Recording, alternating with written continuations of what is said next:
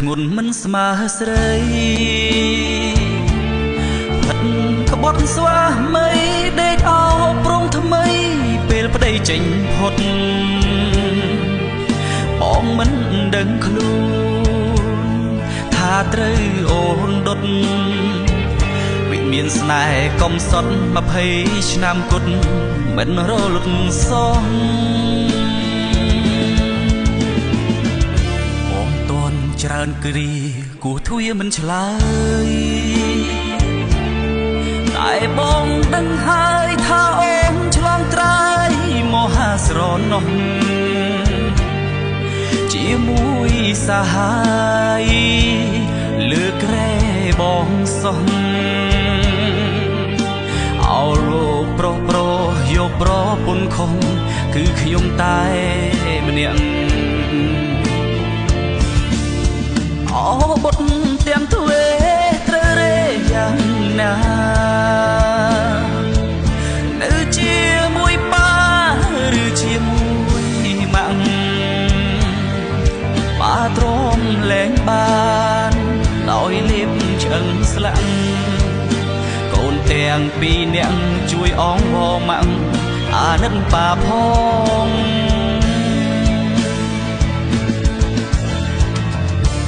កាបាន20ឆ្នាំប៉ាចាំទាំងអស់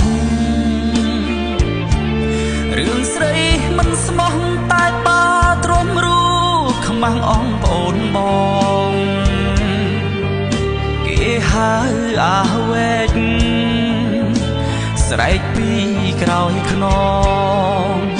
អោកូនទាំងសងអងវម៉ាំងផងឈប់ផិតប៉ាទេ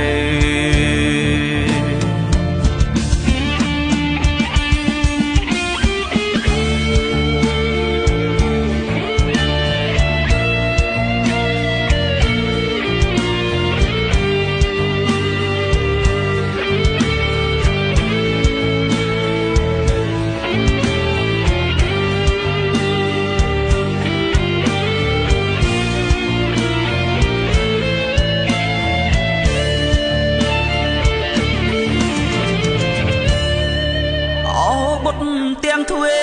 ត្រូវរេយ៉ាងណានៅជាមួយប៉ាឬជាមួយម៉ាក់ប៉ាទ្រាំលែងបានដោយលេបឆ្អឹងស្លាំងកូនទាំងពីរនាក់ជួយអងវម៉ាក់អាណិតប៉ាផង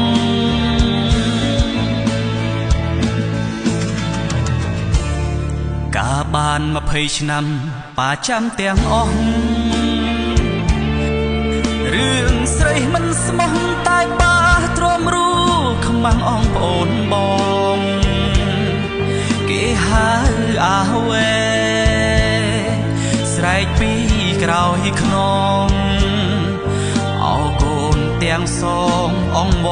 ម៉ាំងផងឈប់